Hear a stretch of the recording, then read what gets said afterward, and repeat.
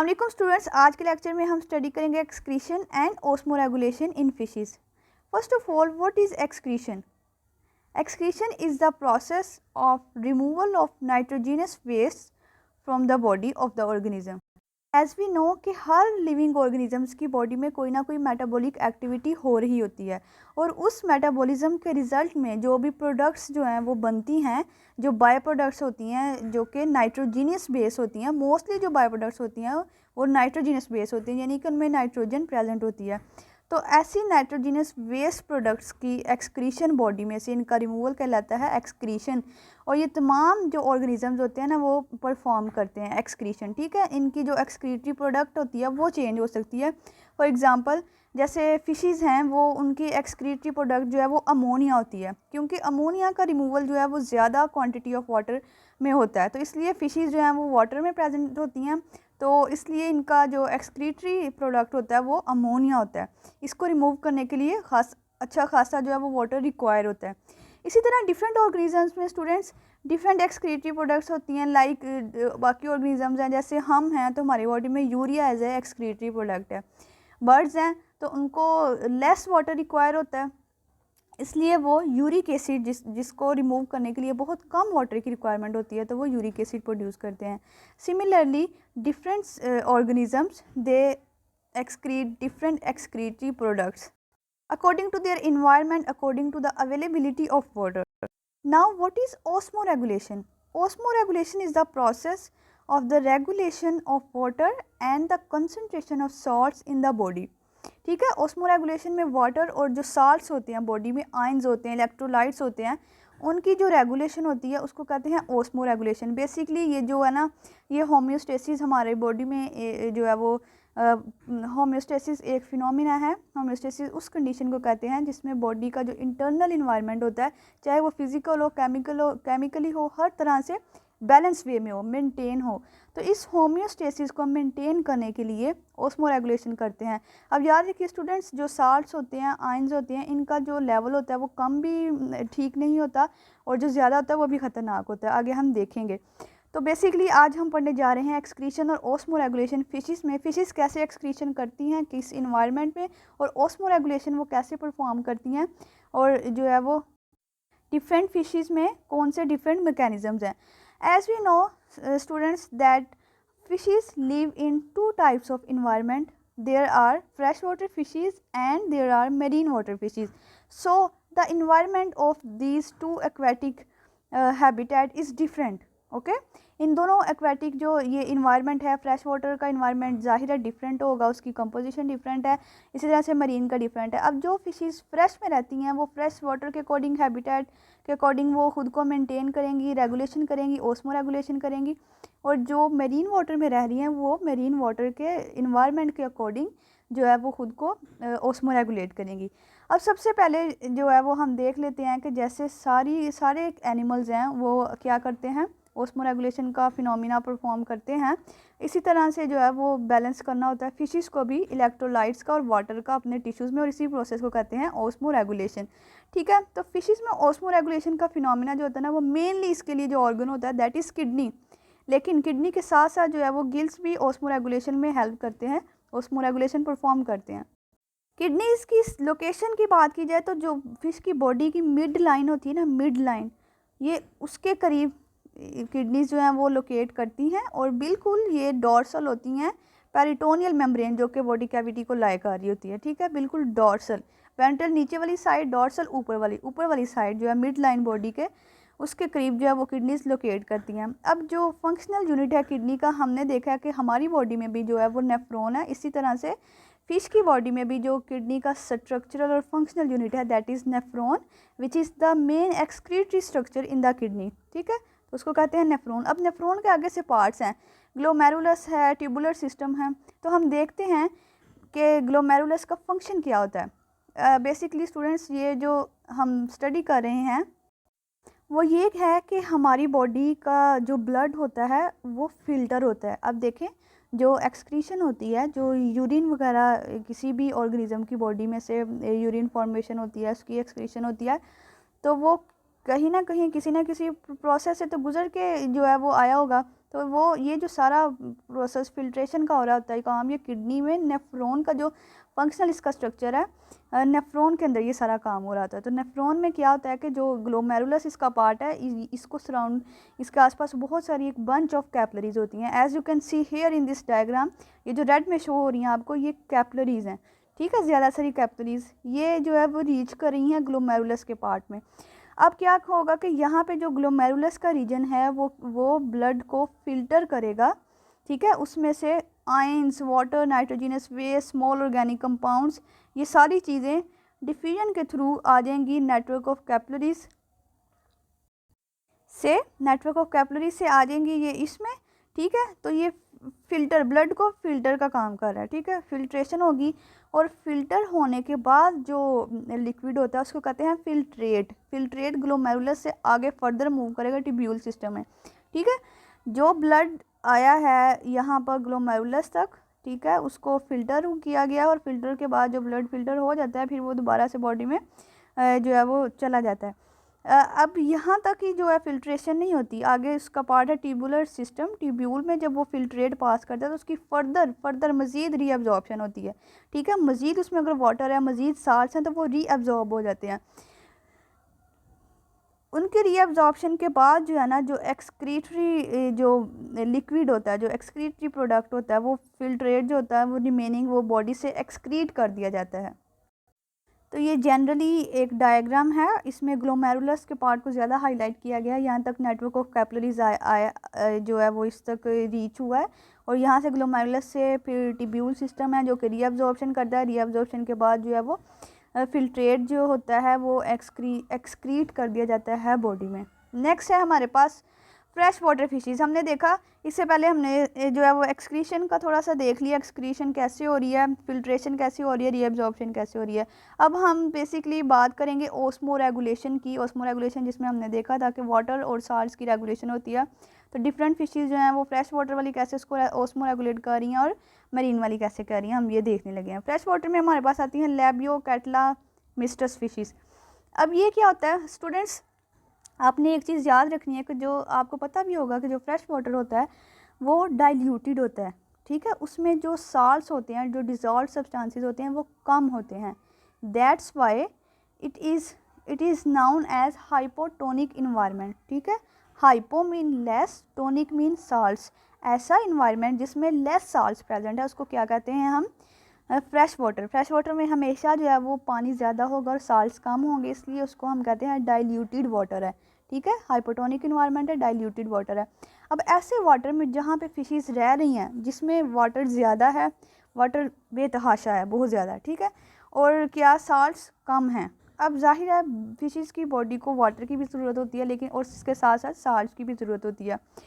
अब वाटर तो इसमें बहुत ज़्यादा है, इट मीन्स के फिशेस के माउथ जो है वो माउथ में तो हम देखेंगे कि ये ड्रिंक नहीं करती। फॉर एग्जांपल ये कोई चीज़ फीड कर रही हैं तो फीडिंग के ज़रिए माउथ में जो है वो वाटर चला जाएगा। इनका जो अपर्क्यूलम होता है, इनको जो गिल्स होती हैं, गिल्स की मेम्ब्रेन्स के थ्रू, डिफ्यूजन के थ्रू वाटर बॉडी में चला जाता है। इनकी स्किन के थ्रू, इवन के डिफ्यूजन के थ्रू बॉडी जो है वो में वाटर चला जाता है। इट मीन्स के बेतहाशा वाटर है, हर जगह से वाटर अंदर जाने का ख़तरा है। तो जब एक चीज़ for example it would just like a flood, ठीक है, it would become like that. तो एक फ्लडी कंडीशन जो है ना वो प्रिवेल कर जाएगी। हालांकि जो किसी भी चीज़ की जो ज़्यादती होती है वो भी ठीक नहीं होती। इसी तरह से फिशेस को भी वाटर की ज़रूरत है, लेकिन इतने ज़्यादा वाटर की नहीं ज़रूरत, यानी कि इनको बहुत ज़्यादा जो है वाटर यहाँ पे मिलता है, हर जगह से एंटर होता है। अब इन्होंने क्या करना है, फ्रेश वाटर फिशेस को आपने याद रखना है कि वो हमेशा जो है ना वो वाटर से वो तंग आई होती हैं, वो उकताई होती हैं, क्योंकि बहुत ज़्यादा वाटर होता है और उनकी बॉडी में जो है वो वाटर ही वाटर होता है। अब स्टूडेंट्स आपने एक और बात याद रखनी है कि जहाँ पे साल्ट्स जाएंगे वाटर की मूवमेंट भी उधर होगी, ठीक है, जहाँ पे साल्ट्स जाएंगे वहाँ वाटर की मूवमेंट भी उधर होगी।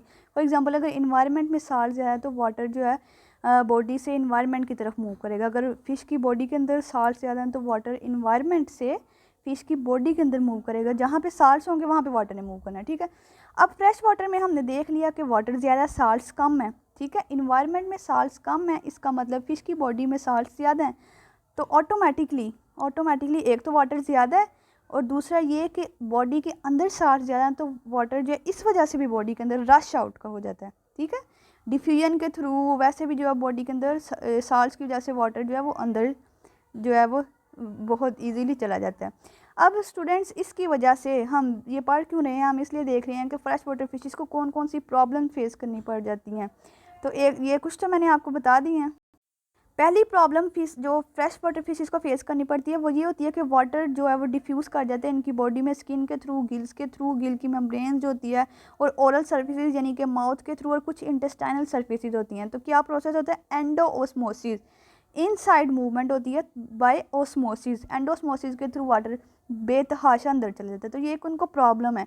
अब इन्होंने इस प्रॉब्लम से छुटकारा पाना है, वो कैसे पाएंगे हम आगे देखते हैं। सेकंड प्रॉब्लम क्या इनको फेस होती है कि जो आयंस होते हैं सोडियम क्लोराइड यानी कि जो साल्ट्स होते हैं वो बॉडी में डिफ्यूज़ कर जाते हैं आउटसाइड, ठीक है, किसके थ्रू, स्किन के थ्रू, गिल मेम्ब्रेन और यूरिन के थ्रू भी। अब जो साल्ट्स है ना, अब हमने बात कर ली कि इनको वाटर इनके पास बेतहाशा है लेकिन इनके पास साल्ट्स की कमी है, तो ये लोग जो है ना इनको थर्स्ट होगी, ये तरसेंगे साल्ट्स को, ठीक है। इनकी कोशिश यही होगी कि ये ज़्यादा से ज़्यादा साल्ट्स को कंजर्व करें, ज़्यादा से ज़्यादा साल्ट्स को जो है वो अपने पास रखें, ठीक है, वो लॉस ना होने दें। लेकिन ये इनको प्रॉब्लम है कि जो साल्ट्स होते हैं वो भी डिफ्यूज़ कर जाते हैं आउटसाइड पे, स्किन के थ्रू, गिल मेम्ब्रेन के थ्रू, और उनके कुछ यूरिन के थ्रू भी जो है वो लॉस होते हैं। अब इन्होंने इस प्रॉब्लम को फेस कैसे किया स्टूडेंट्स, आइए ये देखते हैं कि जो ओस्मोरेगुलेटरी मैकेनिज्म है ये फिश कैसे शो करती हैं। नंबर 1, ये प्रोड्यूस करती हैं large quantity of diluted urine, ठीक है। डाइल्यूटेड यूरिन मीन्स ऐसा यूरिन, यूरिन कहते हैं पेशाब को, ठीक है। तो ऐसा यूरिन ये प्रोड्यूस करेंगे जिसमें बहुत ज़्यादा वाटर है और कम साल्ट्स हैं, ठीक है। तो जाहिर सी बात है इनकी बॉडी में जो इन्वायरमेंट है उसमें इतना ज़्यादा वाटर है तो इनकी बॉडी में भी ज़्यादा वाटर आ जाएगा। जब बॉडी में आ तो गया लेकिन अब इन्होंने उस वाटर से छुटकारा पाना, उसे जान छुड़वानी है, तो ये बहुत ज़्यादा डाइल्यूटेड यूरिन जो है ना वो प्रोड्यूस करेंगी और ऐसे जो है ना वाटर से छुटकारा हासिल करेंगी। अब ये डाइल्यूटेड यूरिन प्रोड्यूस एक्चुअली में होता कैसे है, हमने देखा कि यूरिन एक्सक्रीट कैसे हो रहा है, ये पीछे हमने देखा कि जो किडनी में नेफ्रॉन है उसके थ्रू रीअब्जॉर्प्शन होती है, फिल्ट्रेशन होती है। तो एक्चुअली में डाइल्यूटेड यूरिन कैसे प्रोड्यूस होगा। नंबर 1 कि जो फिशेस होती है ना, fresh water fishes, mostly fishes जो होती हैं उनकी बॉडी के अंदर ये एक अडेप्टेशन होती है कि ये जो ग्लोमेरुलस का पार्ट है ना ये इनमें बहुत बड़ा होता है, लार्ज ग्लोमेरुलस होता है इनके नेफ्रॉन में। क्यों लार्ज होता है, इसलिए कि जो इनके ब्लड में से जो वाटर फिल्टर करती है ना और जो लेते हैं, ठीक है, जो फिल्टर ये ज़्यादा से ज़्यादा जो है ना वो वाटर को फिल्टर करते हैं। ये याद रखना है आपने कि लार्ज ग्लोमेरुलस का फंक्शन ये है कि ये ज़्यादा से ज़्यादा वाटर को फिल्टर करता है। क्यों ज़्यादा से ज़्यादा, इसलिए ताकि ज़्यादा वाटर आए और ज़्यादा वाटर को वो यूरिन में से, मतलब यूरिन की फॉर्म में जो वो एक्सक्रीट कर दें, ठीक है। बॉडी के अंदर नहीं लेके जाते, बाहर जो है ना वो वाटर को ला के, तो वहाँ से फिर ये डक्ट जो टिब्यूल्स हैं वहाँ से होता जो है वो एक्सक्रीट हो जाएगा डाइल्यूटेड यूरिन की फॉर्म में। सेकंड ये होता है कि जो साल्ट की एब्जॉर्प्शन होती है ना किडनी टिब्यूल्स में वो ज़्यादा होती है क्योंकि इनके पास ऑलरेडी साल्ट्स कम है। तो जो किडनी टिब्यूल्स का स्ट्रक्चर है वहाँ पे साल्ट रीअब्जॉर्प्शन ज़्यादा होगी ताकि ये अपनी बॉडी में साल्ट्स रिटेन करेंगे। रीअब्जॉर्प्शन मतलब ये ब्लड में दोबारा से एब्जॉर्ब करके उसको ब्लड में भेजेंगे ताकि वो बॉडी को साल्ट्स मिले। लेकिन जो वाटर है उसको ये फ़िल्टर कर देंगे, बाहर भेज देंगे ताकि वो बॉडी में से एलिमिनेट होकर डाइल्यूट यूरिन की फॉर्म में एक्सक्रीट हो जाए। अब सेकंड पॉइंट ये है कि ये फिशेस क्या करती हैं, ये ड्रिंक नहीं करती वाटर। जाहिर सी बात है इनकी बॉडी में वैसे भी डिफ्यूजन के थ्रू, गिल्स के थ्रू, इनके स्किन के थ्रू जो है वो डिफ्यूजन के थ्रू वाटर जा रहा है, लेकिन ये इतनी सियानी है कि ये वाटर को पीती नहीं है। ये कहती है हमारे पास तो पहले ही इतना ज़्यादा वाटर हो गया, हमने क्या करना है। तो फिर ये क्या करती हैं, जब भी फीडिंग करती हैं तो फीडिंग के थ्रू, मतलब वाटर जो इनके मुंह से जाता है ना अंदर बॉडी में, वो सिर्फ फीडिंग के थ्रू जाता है, पीने के थ्रू नहीं, ये ड्रिंक नहीं करती। थर्ड पॉइंट ये है कि ये एक वाइज काम करती हैं, अक्लमंद वाला, वो ये कि इनको पता है कि हमारे पास साल्ट्स कम है, हमने वाटर तो चलो डाइल्यूट यूरिन की फॉर्म में एक्सक्रीट कर दिया है, लेकिन ये क्या करती हैं कि जो साल्ट्स होती हैं ना इनकी बॉडी में, ये उनको एक्टिवली ट्रांसपोर्ट करते हैं, यानी कि एनर्जी लगा के, ठीक है, एनर्जी लगा के जो है ना वो अपने गिल्स की जो इनकी सर्फेसिस होती हैं वहाँ पे एक्टिवली, क्योंकि एक्टिवली हम किसी चीज़ की ट्रांसपोर्ट तब करते हैं जब वो उसने लो कंसनट्रेशन से हाई की तरफ जाना हो, ठीक है। तो जो इन्वायरमेंट है ना, इन्वायरमेंट में साल्ट्स बहुत ज़्यादा कम है as compare to the fish body. हमने कहा ना कि उसकी फ़िश की बॉडी के अंदर साल्ट ज़्यादा है, इस वजह से तो वाटर अंदर जा रहा है। तो इसलिए एक चीज़ जो है वो बाहर साल्ट्स कम है, अब कम से ज़्यादा की तरफ लेके जा रहे हैं, तो जाहिर सी बात है उसको एनर्जी लगाने की ज़रूरत पड़ रही है। इसमें एनर्जी नहीं लगानी पड़ती, वो पैसिव होती है, वो हाई से लो होती है। तो जो लो से हाई उल्ट हो वो होती है एक्टिव ट्रांसपोर्ट। तो ये क्यों करते हैं? ताकि वो कंपनसेट कर सकें साल्ट्स के लॉस को, ठीक है, उस चीज़ का अजाला करने के लिए ये एक्टिवली ट्रांसपोर्ट करते हैं। तो स्टूडेंट्स ये 3 पॉइंट्स हैं, ये आप फिंगर टिप्स पे आपने याद रखने हैं कि ये osmo regulatory mechanism fresh water fishes कैसे करती हैं। 2 प्रॉब्लम्स हैं और उनको जो है वो ओवरकम करने के लिए जो इनमें मैकेनिज्म आपने ये भी याद रखने हैं। मैरीन फिशेस की अगर बात की जाए स्टूडेंट्स, तो ये बिल्कुल ऑपोजिट है फ्रेश वाटर फिशेस का, ठीक है। तो सबसे पहले तो हम ये देखते हैं कि जैसे फ्रेश वाटर में वाटर डाइल्यूट था, यानी कि साल्ट्स कम थे, लेकिन मैरीन में इससे ऑपोजिट है। मैरीन जो वाटर होता है उसमें साल्ट्स बहुत ज़्यादा होते हैं, कंसनट्रेटेड इन्वायरमेंट होता है, साल्ट कंसनट्रेशन बहुत ज़्यादा होती है, और ऐसे इन्वायरमेंट कहते हैं हाइपरटोनिक, हाइपर ज़्यादा, टोनिक साल्ट्स। ऐसा इन्वायरमेंट जिसमें साल्ट कंसनट्रेशन बहुत ज़्यादा है, that is marine environment and it is known as hypertonic environment. Marine environment में साल्ट कंसनट्रेशन 3.5% होती है, 3.5% आयंस होते हैं, लेकिन जो बॉडी टिश्यूज़ होती है ना उनमें 0.65% आयंस होते हैं, ठीक है। अब देखते हैं कि ये वाली जो मरीन फिशीज़ हैं ये कौन कौन सी प्रॉब्लम्स फेस करेंगी। तो स्टूडेंट्स ये बिल्कुल उससे रिवर्स है। जैसे कि उसमें हमने देखा था कि उनको एंडोऑस्मोसिस की प्रॉब्लम थी, ठीक है, एंडोऑस्मोसिस की, लेकिन इनको एक्सोऑस्मोसिस की प्रॉब्लम है, यानी कि वाटर जो है वो डिफ्यूज़ आउट करेगा बॉडी से। अब पहली बात तो अपने माइंड में ये याद रख लें, just keep in mind that marine fishes के पास साल्ट्स बेतहाशा, लेकिन इनके पास वाटर कम है। तो ये तरसेंगी किसके लिए? वाटर के लिए, वाटर को कंजर्व करेंगी, लेकिन साल्ट्स को कहेंगी जाओ भाई जान छोड़ो मेरी, उससे जान छुड़वाएंगी, छुटकारा हासिल करेंगी, ठीक है। तो ये तो अडेप्टेशन करेंगी ना, लेकिन इनको प्रॉब्लम किस चीज़ की आ रही है कि वाटर जो होता है ना, वो वाटर कंटिन्यूसली जो है ना वो बॉडी में से डिफ्यूज़ आउट करता है। और इसकी क्या वजह है? हमने कहा था कि जहाँ पे साल्ट ज़्यादा होगा water will rush towards that side, ठीक है। तो मरीन वाटर में जो है वो साल्ट बहुत ज़्यादा है, तो बॉडी की फ़िश में से वाटर जो है वो फ़िश की बॉडी में से वाटर जो है वो ज़्यादा से ज़्यादा बाहर आएगा, क्योंकि बाहर के इन्वायरमेंट में साल्ट ज़्यादा है as compare to the inside of the body of the fish. तो वाटर जो है वो ज़्यादा से ज़्यादा बाहर आएगा, तो इसलिए इनको डिहाइड्रेशन का ख़तरा होगा।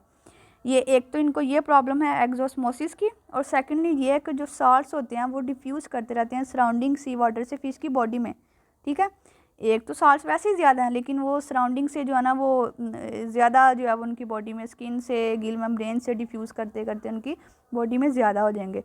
अब ये 2 प्रॉब्लम्स को उन्होंने कैसे फेस करना है? ऑस्मोरेगुलेटरी मैकेनिज्म, ठीक है। तो ये हम देखने लगे हैं बोनी फिशेज़ में।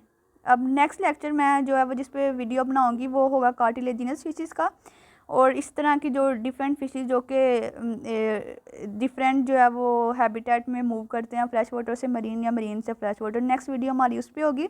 आज के लेक्चर में हम फ्रेश वाटर मरीन फिशेज़ देख रहे हैं, और मरीन में भी हम ऑस्मोरेगुलेटरी मैकेनिज्म देखेंगे बोनी फिशेज़ में, ठीक है। कार्टिलेजिनस का हम नेक्स्ट लेक्चर में देखेंगे। अच्छा स्टूडेंट्स, बोनी फिशेज़ जो है ना वो उनमें क्या होता है कि ये इसको कैसे अडेप्ट करते हैं, इस प्रॉब्लम को कैसे ओवरकम करते हैं, विथस्टैंड करते हैं कि ये कंसनट्रेटेड यूरिन को एक्सक्रीट करते हैं अपनी बॉडीज़ में से। कंसनट्रेटेड यूरिन ऐसा यूरिन होता है जिसमें से साल्ट ज़्यादा होते हैं, वाटर लेस होता है, क्योंकि इन्होंने साल्ट को ज़्यादा से ज़्यादा करना है कि दफ़ा हो जाए हमारी बॉडी में से, वाटर के लिए इन्होंने तरसना है। तो वाटर जो है वो लेस और साल्ट को ज़्यादा अपनी बॉडी में से एक्सक्रीट कर देंगे, क्योंकि अब आ तो गया साल्ट किसी ना किसी ज़रिए से, डिफ्यूजन के थ्रू, गिल मेम्ब्रेन में से, इनके माउथ के ज़रिए कहीं से भी साल्ट आ गया, तब उन्होंने उसको कंसनट्रेटेड यूरिन के ज़रिए एक्सक्रीट कर देना है। अब कंसनट्रेटेड यूरिन कैसे प्रोड्यूस होता है? जैसे हमने देखा diluted urine fresh water fishes में कैसे होता है। कंसनट्रेटेड यूरिन ऐसे होता है कि जो इन फिशेज़ के नेफ्रॉन्स होते हैं ना स्टूडेंट्स, उनका ग्लोमेरुलस स्मॉल होता है, वो ऐसे अडेप्टेड होता है कि वो स्मॉल इन स्ट्रक्चर होता है। अब जाहिर सी बात है ग्लोमेरुलस ने क्या करना है, ब्लड की फ़िल्ट्रेशन करनी है, ठीक है, ब्लड में से वाटर को फ़िल्टर करना है। अब हमने देखा था कि फ्रेश वाटर में ग्लोमेरुलस लार्ज था, वो ज़्यादा से ज़्यादा वाटर को लेता था ताकि वो डाइल्यूट यूरिन प्रोड्यूस करे, लेकिन यहाँ पे जो मरीन इन्वायरमेंट है इनका ग्लोमेरुलस छोटा होता है, स्मॉल होता है, ताकि ये कम से कम वाटर को निकाले ठीक है, ब्लड में से जो फिल्टर करता है वाटर को कम से कम निकाले, और जो आगे लॉन्ग ट्यूब्यूल्स हैं उनकी ट्यूब्यूलर सिस्टम इनका लॉन्ग होता है, ताकि वहाँ से भी जो वाटर है ना उसकी कंजर्वेशन हो सके। अब जो सार्स हैं वो जो किडनी की ट्यूब्यूल्स हैं, ट्यूब्यूलर सिस्टम से सार्स वो बहुत कम रीअब्जॉर्ब होंगे, क्योंकि बॉडी में ऑलरेडी सार्स बहुत ज़्यादा हैं। तो ये क्या करेंगे, ये भी बड़े चालाक होते हैं, ये कहते हैं कि हमें तो तुम्हारी ज़रूरत ही नहीं है, तो ये जो है वो यहाँ तो रीअब्जॉर्ब करते ही नहीं है।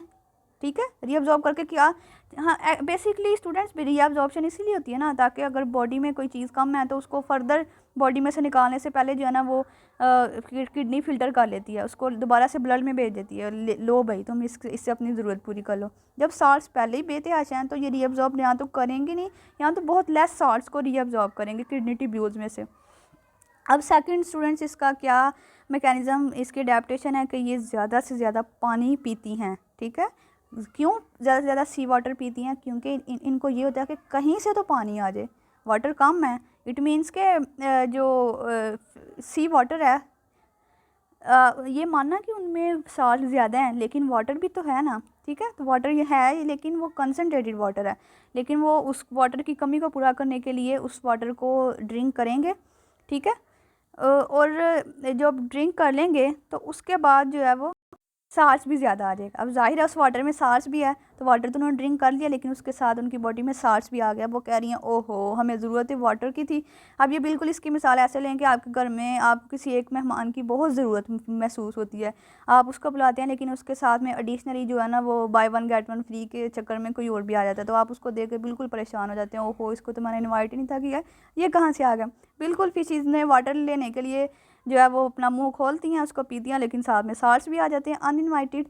तो वो क्या करेंगी, अब वो इन एक्सेसिव साल्ट्स को, ये जो आ गए हैं अब धोखे से मेहमान बन के, उनको एक्टिव ट्रांसपोर्ट यानी कि अपनी एनर्जी लगा के इसको भेजेंगी। जैसे कि हमारे घर कोई अनवांटेड मेहमान आ गया है, तो मैं टाइम किसी और के साथ स्पेंड करना चाह रही हूँ, तो मैं उसको पैसे दे के ना, जो अनवांटेड है उसको मैं पैसे दे के कहूँगी भाई जान छोड़ो मेरी, हमारे घर से जाओ, ऐसे नहीं कहूँगी लेकिन उनको पैसे दे के जो है ना वो टरका दूँगी। इसी तरह से फिशेज़ क्या करती हैं, एनर्जी लगा के, ठीक है, एक्सपेंडिचर जो है वो अपनी एनर्जी का लगा के, तो वो क्या करेंगी, उस सार्स को भेजेंगी कि जाओ भाई तुम अपने घर जाओ जहाँ से आए हो, अपने गिल सर्फिसेस को रफा दफा कर देंगी। ओके स्टूडेंट्स, ये हमने देखा बोनी फिशेज़ में ओस्मोरेगुलेटरी मैकेनिज्म। अब नेक्स्ट जो लेक्चर जो मैं वीडियो बनाऊंगी वो होगी हमारी इलास्मोब्रैंक्स में, जो कि कार्टिलेजिनस फिशेज़ हैं। ये लेक्चर ऑलरेडी बहुत लॉन्ग हो गया, इस वजह से मैंने इसको स्प्लिट करके 2 लेक्चर्स में डिवाइड कर दिया। So students, it was all about the excretion and osmoregulation in fishes. We have seen the different problems facing by the different fishes inhabiting different environment like freshwater and aquatic environment, and we have also studied their different osmoregulatory mechanism. So if you have any question related to this lecture, then do let me know in the comment section, and if you like this video a bit, then do like, subscribe and comment and share this video with your friends. Thank you.